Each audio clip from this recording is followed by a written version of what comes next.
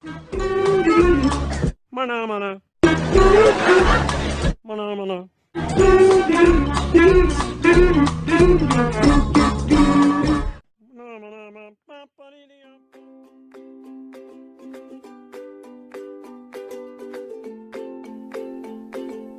Fertilization in most neurons is external, and to ensure successful mating, the sperm must be deposited onto the egg as they are laid. Male frogs therefore usually grasp onto the female around the abdomen in an embrace called a plexus. This stimulates the female to extrude her eggs, and as she does, the male releases his sperm over the egg. Once the entrance of the sperm is initiated, meiosis II is completed.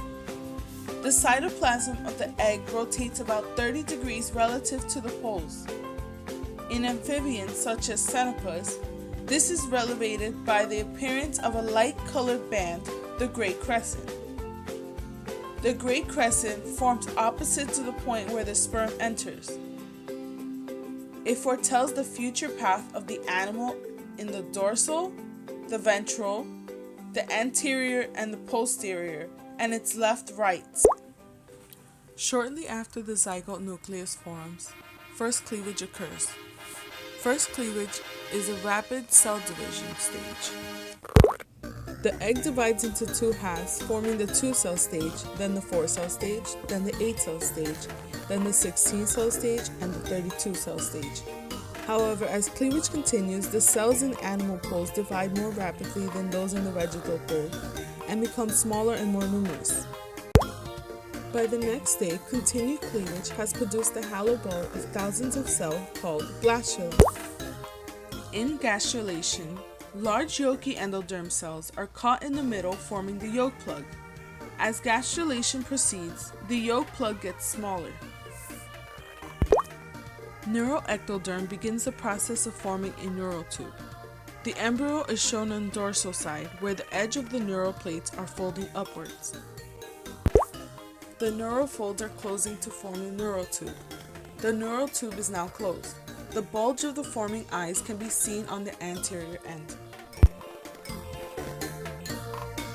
The neural tube eventually develops into the brain and the spinal cord.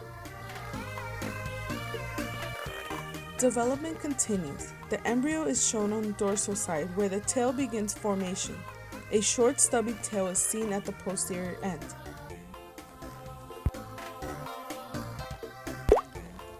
The embryo and the tail buds are elongated, and the gill plates, which form external gills, are visible. Muscular movements have started, and the embryo can be seen twitching within its vitelline envelope. The embryo hatches from its vitelline envelope. Shortly after hatching, the tadpoles are fragile. They have poorly developed gills, mouth, and tail. At about 6 to 9 weeks, little tiny legs begin to sprout. The head becomes more distant and the body elongates.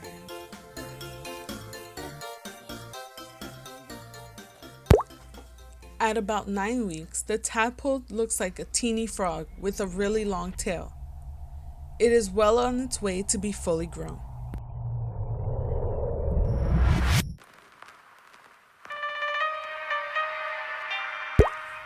Depending on water and food supply, by 12 to 16 weeks, the frog has fully completed its growth cycle.